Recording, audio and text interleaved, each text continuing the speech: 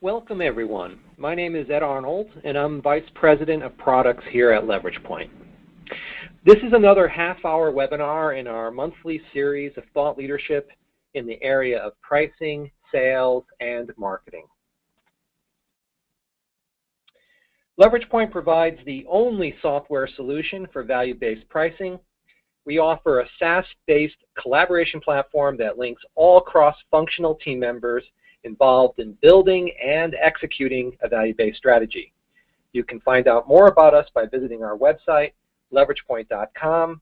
That's where you'll find a recording and download of the slides from this and all our previous webinars, plus much more. Now, during the webinar, if you have any specific questions or comments, please feel free to enter them in the right-hand panel in the questions section. A little later on, we'll respond to as many of these as we can. We feel very fortunate to have George Cressman as our guest speaker today. George has a long and distinguished career in the area of pricing and has taught and advised hundreds of B2B executives in that area. He has a unique background and perspective as a business manager, as a thought leader, and as a much in-demand consultant. Currently, he runs his firm, World Class Pricing, out of Woodbine, Georgia, which, by the way, is on the scenic Georgia coastline. So it's with great pleasure I introduce to you George Cressman. George? Well, thank you so much, Ed. I appreciate the opportunity to chat with you all this afternoon. And we're going to be thinking about this issue of achieving pricing maturity. And here's the definition of pricing maturity. And there's two aspects of this that I'd really like you to grab a hold of here. And this is the notion of the journey to pricing maturity is the ability to actively manage your pricing practices, your pricing processes, with the objective of achieving well above average industry profitability. So the question, of course, is how do you achieve that above average industry profitability? And here's an observation for you that we've built over the years, and that is that organizations, and especially their managers, pass through some very predictable patterns of behavior, patterns of capability, patterns of skills along this journey. And the issue is that we want to make sure that we take this journey and see each one of those stages so that we reach that promised land of above average profitability. So let's think about what those stages are. Here we go. There are four stages that we really want to pass through, want to think about today as we look at this issue of pricing maturity. The first one is this notion of managing price discrepancies. The second stage then, managing pricing processes, moving on to managing value delivery, and finally, managing pricing linkages across the entire business. What I'd like you to notice on this plot is that as you pass through these stages, what happens is that you get more and more control. You increase the control you have on the pricing process, so that when you reach stage 4, that linkages stage, you have very good control over what's happening in the organization around pricing practices and processes. The outcome, of course, is that as you pass through each one of these stages, your profitability goes up. And in fact, as you move through these stages, what happens for most firms is that the process becomes self-funding. That is, what you achieve and improve profitability in the early stages creates a profit pool from which you can then draw funds to finance, to resource the later stages. Now, as organizations and their managers pass through these four stages, what happens is that the kinds of activities, the kinds of processes that are involved in the pricing activities are impacted by significant amounts. And in fact, what happens in most companies is that significant cultural changes occurs. And here's a series of the things that are impacted as you pass through. So this notion of who your customers are, what customer targets you're choosing, how your offerings are put together, how you structure your offerings, and how those are communicated to customers, down into issues like how you decide to go to market, what channel decisions you make. And then, of course, the notion of pricing decisions and how negotiations are conducted with customers. So all of these activities become the focal point of what's happening as you pass through each one of these individual stages. The important point to notice here is that as these changes are occurring in the culture of the organization, that significant impact is achieved on the decision rights of people who are involved across the organization. And because decision rights are being impacted, there's a significant shift in the culture, and sometimes the antibodies in the organization try to destroy the process of becoming more pricing mature. So the important point for you to recognize here is that moving through these 4 stages of becoming more mature takes significant time and takes significant effort. It's not something that most companies can achieve in a short time frame. So let's think then about what could happen for companies who try to take shortcuts. And here's the challenge that companies face when they try to shortcut the 4 stages. And that temptation to shortcut is often very, very strong because the effort takes significant time and investment of resources. But here's the problem. If you try to skip stages, what happens is that underlying skills are not developed. The issue is that as you pass through the stages, the managers and the employees of the company are growing skills that are not common across many companies. So there's new things to learn, new skills to acquire. If you try to skip stages, then what happens is those skills are not in place. And because people in the organization then begin to say, this is taking significant effort, I'm not really seeing any outcome, the organizational will to take the journey falters. So the important point here is that there really are no shortcuts.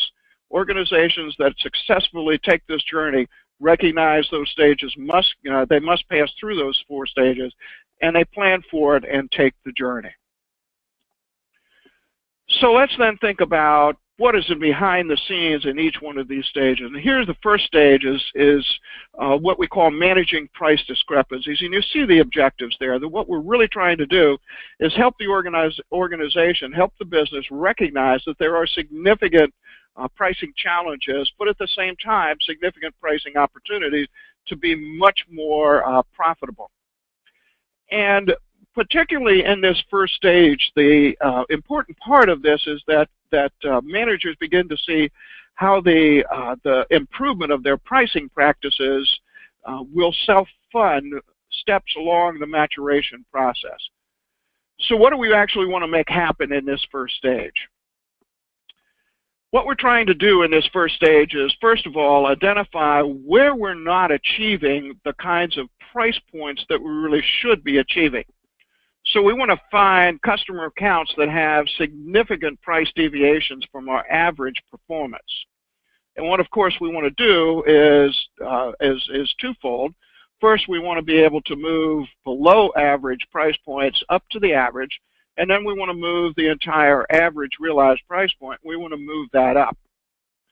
So what we're trying to do in this first stage is to develop a true understanding of the causes of those unacceptable price deviations, and then to create a plan to reduce and eliminate those unacceptable price deviations. It's important to recognize that for every account that has below average price realization, there's a story.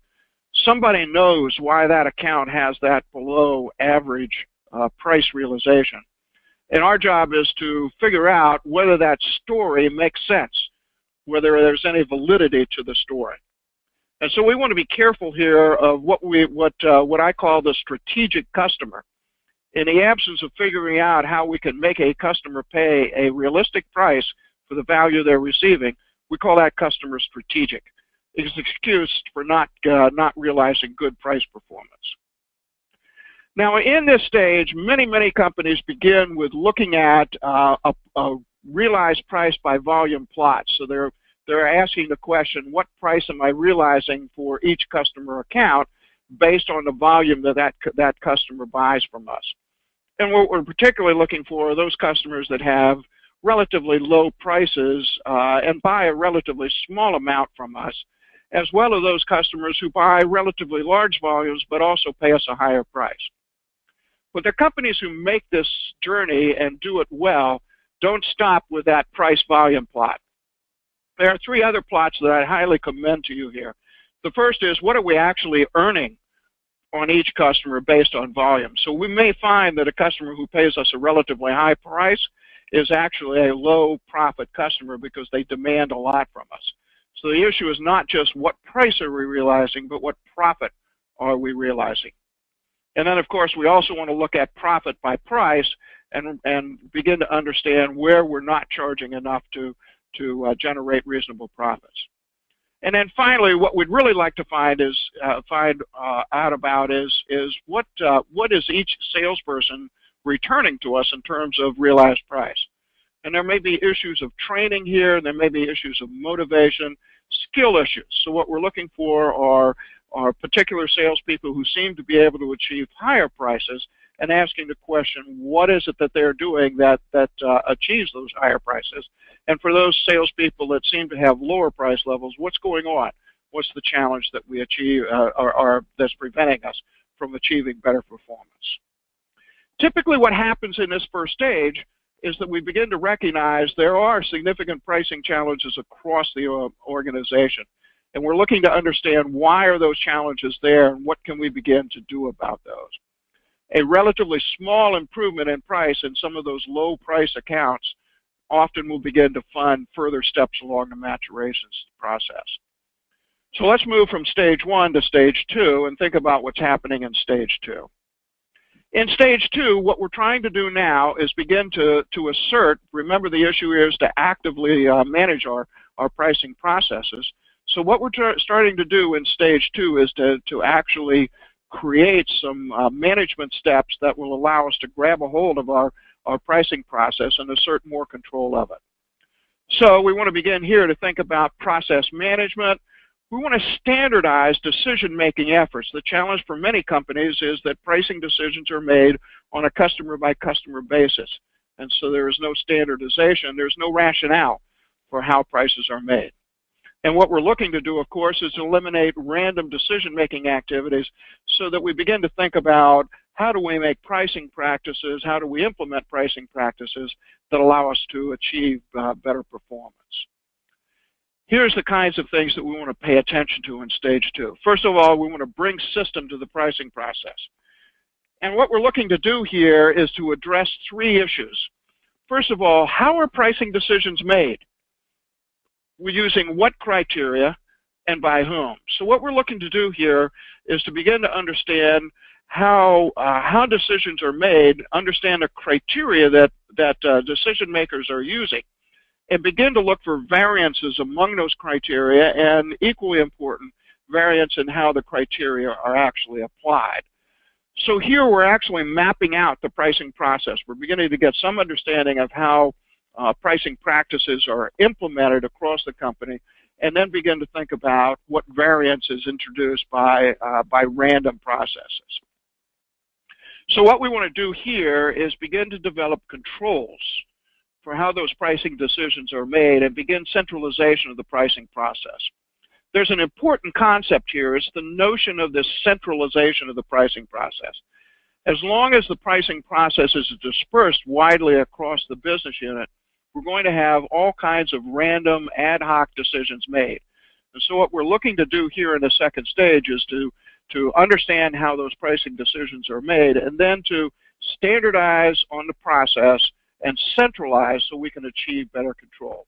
Remember again, the issue here is, as we progress through the maturation process, is to achieve greater and greater control of what we're trying to do here. Now, what happens in stages 1 and 2 is that for most companies, a good portion of the effort in stages 1 and 2 can be done inside the company.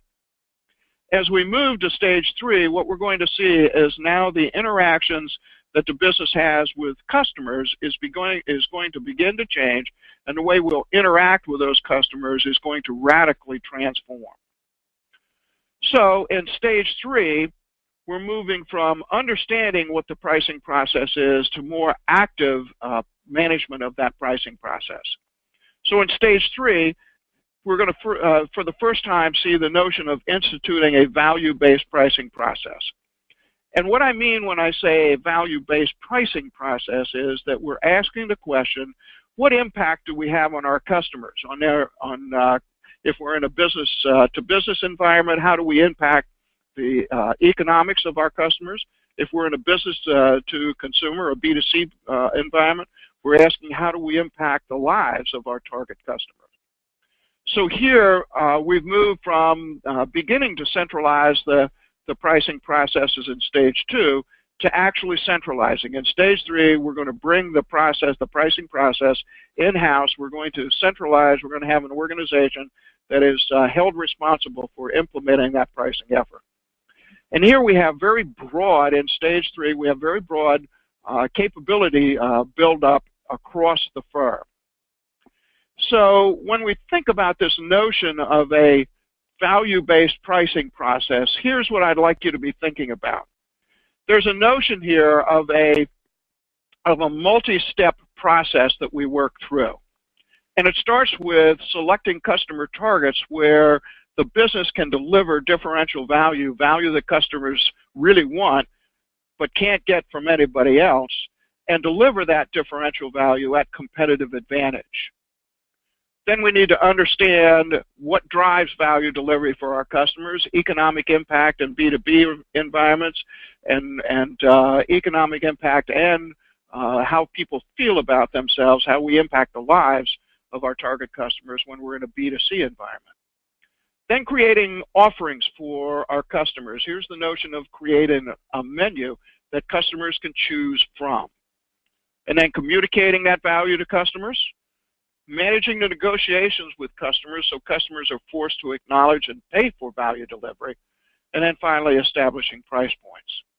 The important point for you to recognize here is the notion that you have to work up through this hierarchy, through these steps from bottom up. And if you're having trouble with customers who are resisting your price points, almost always that's caused by some underlying step in this hierarchy that we're not doing as well as we must. For many companies, this stage 3 is where the major portion of effort occurs. Typically, stages 1 and 2 can be done in the space of 12 to 18 months.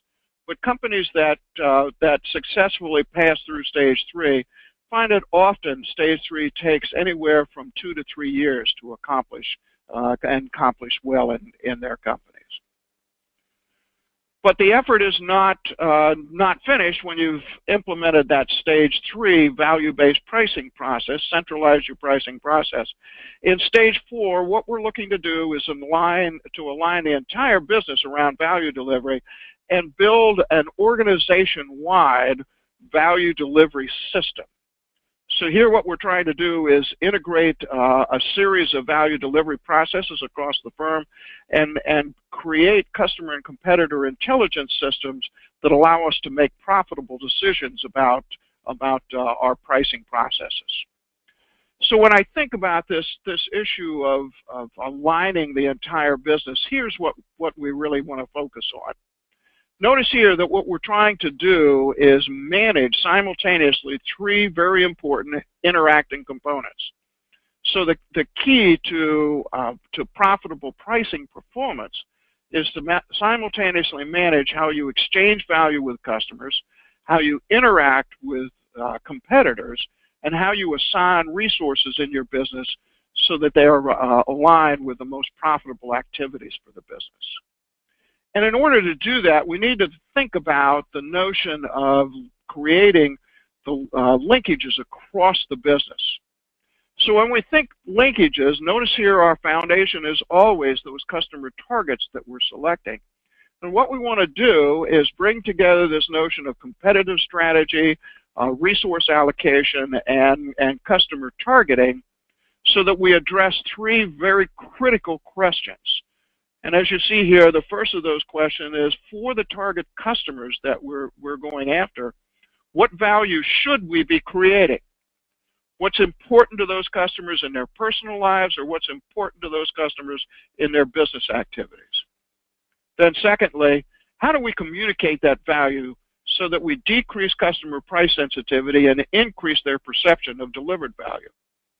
And then finally, how do we deliver that value? And notice here, what we're particularly interested in is this notion of how do we select a series of routes to customers that allow us to communicate our value and get customers to pay the target prices, get target customers to pay the prices that we're trying to achieve. And you see there the notion of the kinds of activities that we have to manage at each one of these steps.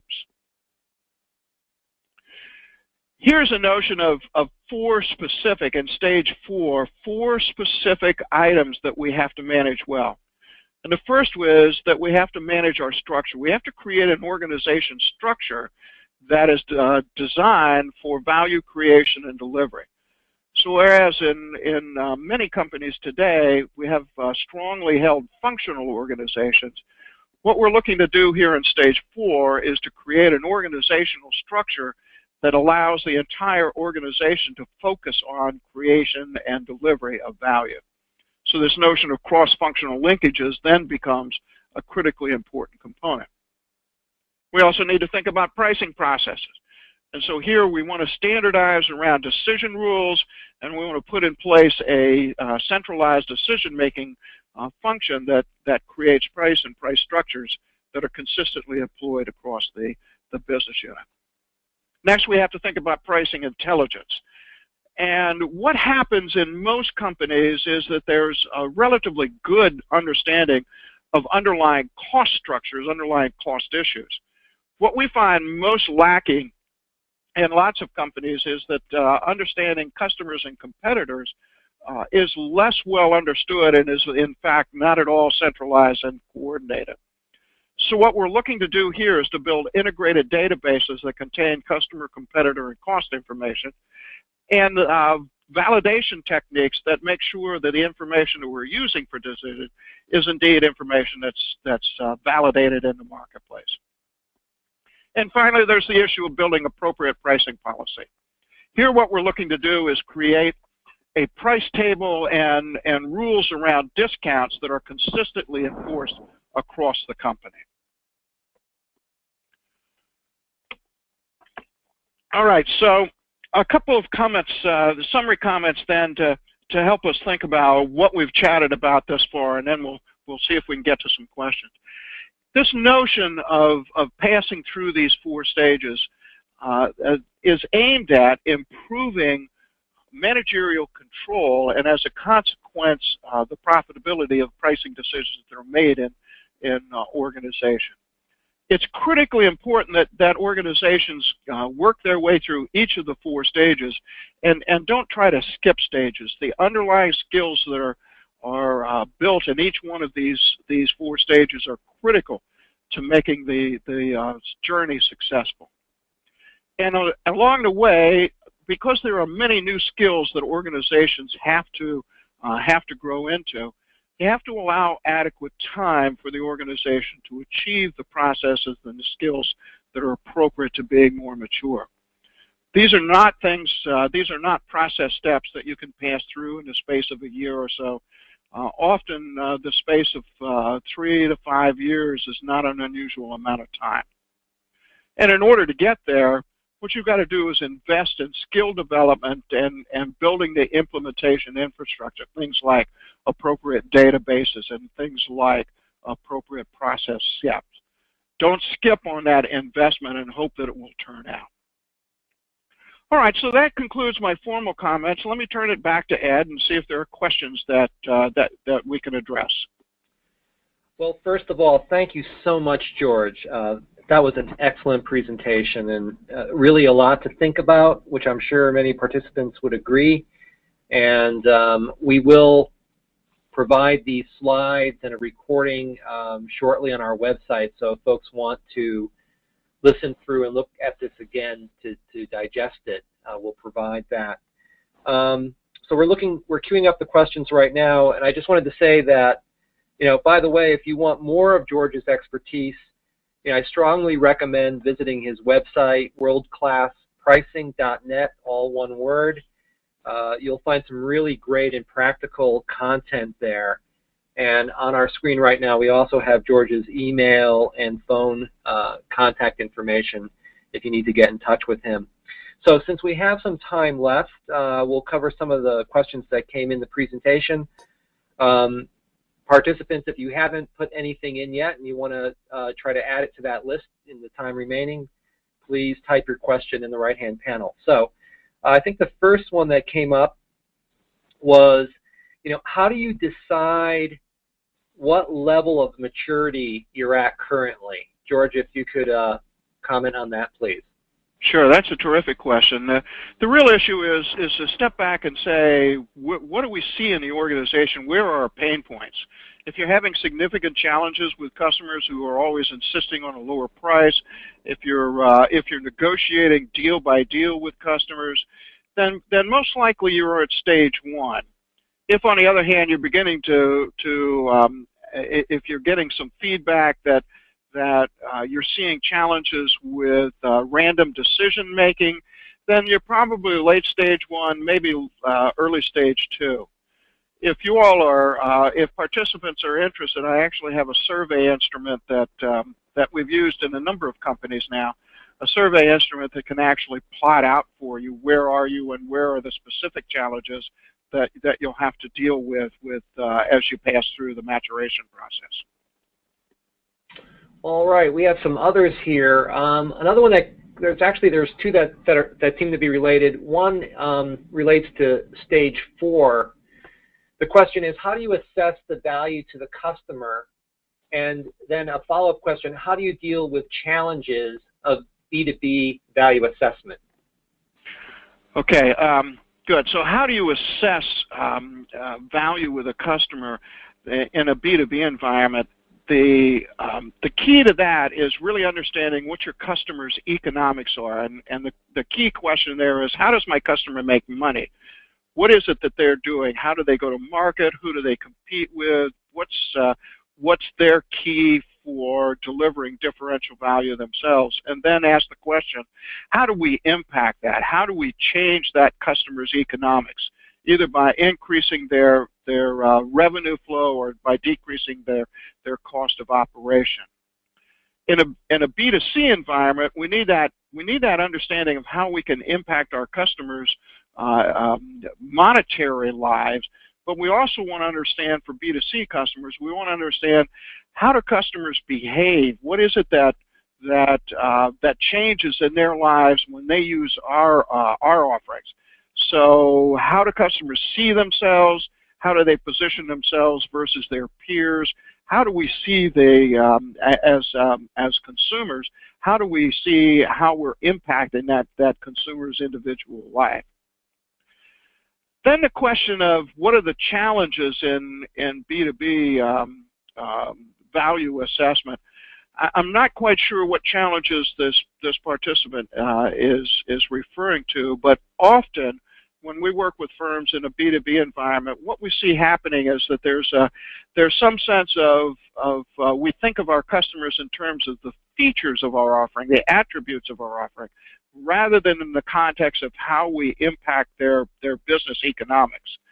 So one of the biggest challenges in B2B value assessment is moving beyond what our offering is to understanding how our offering impacts the customer, and then getting in front of the customer and actually confirming that by having conversation with the customer about what their business is about and how we can impact it. Okay, George, do you have time for a few more questions? Sure. All right, I'm going to consolidate a few that have similar themes, and they seem to be around the issue of timing, that is, how long it takes to go through the process and the amount of resources to go through the process, as well as the differences between large enterprise and mid-market companies? I know there's a lot in there, but I thought maybe you can make some comments about that. Okay. All right. Let me see if I can get to that in this context. I commented earlier that don't expect to work your way through this maturation process in a short time frame. If you set out to go after this and you think about we're going to build a path that's going to last a year long, that's probably not going to work for you. Typically, companies that I've seen move through these 4 stages successfully can do stages 1 and 2 in 12 to 18 months. And then stage 3, where you're first building that value-based approach, often a company that's working through that can see that stage 3 take as long as 2 or 3 years.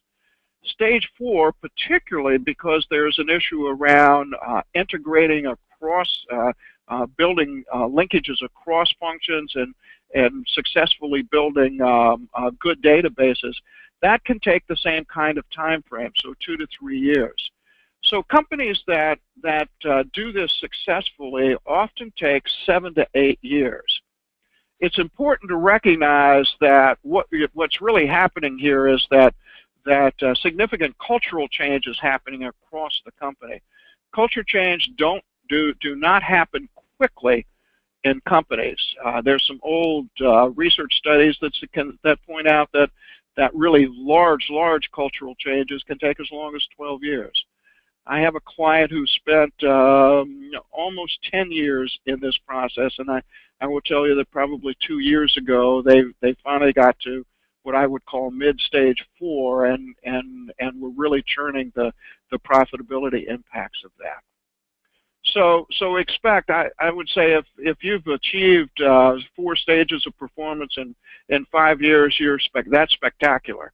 More on average, I would expect anywhere from 7 to 9 years to get to mid to late stage 4. Resources to do this, stage 1 and 2 typically are relatively low resources. Firms can typically do those kinds of steps with relatively small, typically less than $100,000 worth of investment. When you reach stage 3 and 4, now we begin to talk substantial investments. And when I say substantial, I'm thinking in relatively large firms that might be in the range of $3 to $5 million. In smaller or mid-sized firms, typically you can move a little bit faster. But I still would expect that 5 years is probably a minimum, again, because of the cultural changes. And those numbers can be, typically in mid-sized firms, can typically be about half of what I've suggested for larger sized firms. A related question to that is sort of the role of pricing software in this process in terms of a resource and the timing. I know there's some software solutions out there, George. I was wondering what are your thoughts about how that as an input into this process? And another great question, because there's a lot of buzz around pricing software today. And what I'd like to do is separate out the kinds of software that are out there today. And I'm going to start with the very large integrated systems. And my bias is that those very large integrated systems are really appropriate when you get to stage 3. That early on in a company's pricing maturation journey, the investment, the time taken in building a very large integrated software solution is not worth the effort.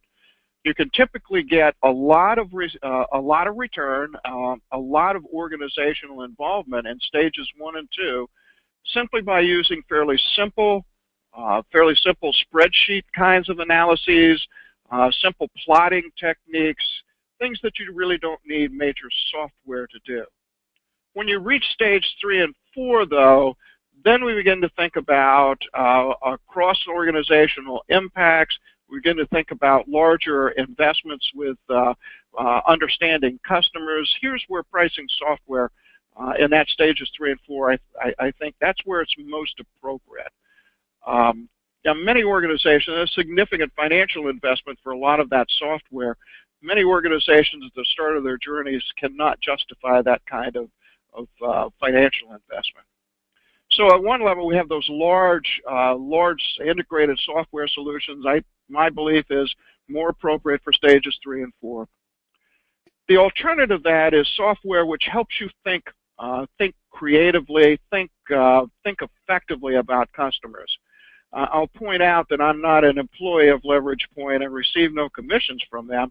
But on the other hand, I think the LeveragePoint software and helping you think effectively about your customers and what that, we had that question about what is our value, assessing value delivery. That's where the LeveragePoint software can be very effective and helpful. So my bias is that things like LeveragePoint are most appropriate beginning in stage 1 and working all the way through stage 4. I particularly like that answer, George. And I receive no commission from that, Ed. Thank you. But you get a lot of love. Actually, there's one. We got lots of good questions, and I'll just let the participants know that if we don't get to your question, we have a column on our website called Ask the Experts. We'll take some of these and we'll post the answers to them there, and we also have a discussion blog as well. But one last area that came up, again, this is a combination of other questions, seemed to do with getting input from either channels or sales, that is sort of the field force or the customer-facing functions of a business. And how do you get that as part of the process? How do you integrate those functions? Yeah, that's a terrific question also. Let's think about the sales force first. This falls in the category of a simple smart aleck response, and that is if you want feedback from the sales force, it's always helpful to ask. Sorry for being a smart aleck. The issue with the sales team is that often we burden them with significant demands for who are our customers, what are our customers' plans for the next quarter. We rarely ask our sales team to think strategically about what are our customers' businesses and what makes those businesses work for them, what are they trying to achieve with that. So my bias is the sales team is a terrific source for information about where customers are and what their businesses are all about. And one of the reasons why I really like the notion of an integrated customer intelligence database is because that's a means for collecting that information, that customer business information, collecting it and getting it sorted out and ultimately validated. So my bias is asking the sales team what they know. And then for many sales teams, the ability to ask really good sales questions is a challenge. And so there's a skill issue here that's important.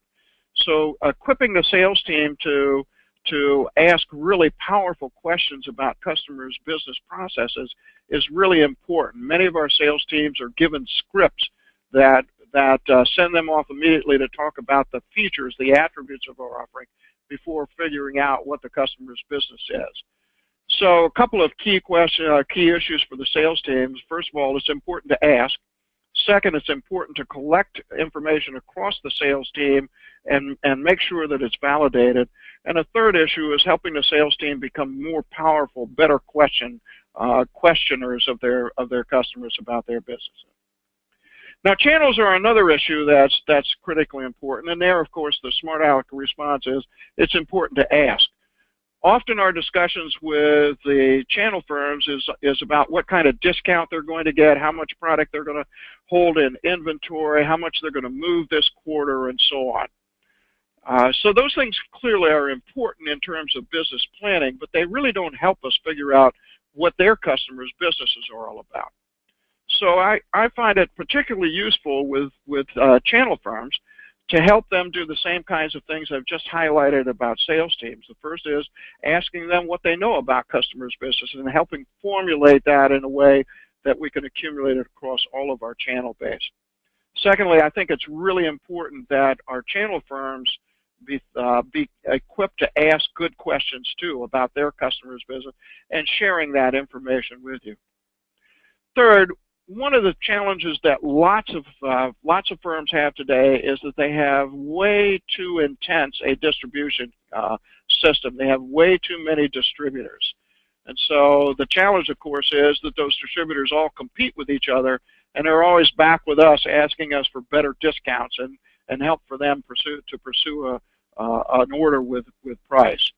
And so particularly in very mature industries, it's incredibly important to go back through the distribution system and ask, are we getting what we should be getting out of our distribution system? Do we have too many distributors, and are we incenting them to do the wrong thing? My belief is that channel firms will share with you an incredible amount of information about their marketplace. It's there for the asking. We often don't ask. All right, and I think with that, we're out of time. Again, thank you, George, for being with us this month. Absolutely, my pleasure. And thanks to all participants who joined us today. We look forward to seeing you all again at our next webinar at the end of February. Details of that will be shared soon. And then finally, if you want more information about the LeveragePoint solution for value-based pricing, please feel free to contact our VP of Sales, Jay Manson. His contact information is on the screen, or you can visit our website at leveragepoint.com. So thanks again for watching. Until next time.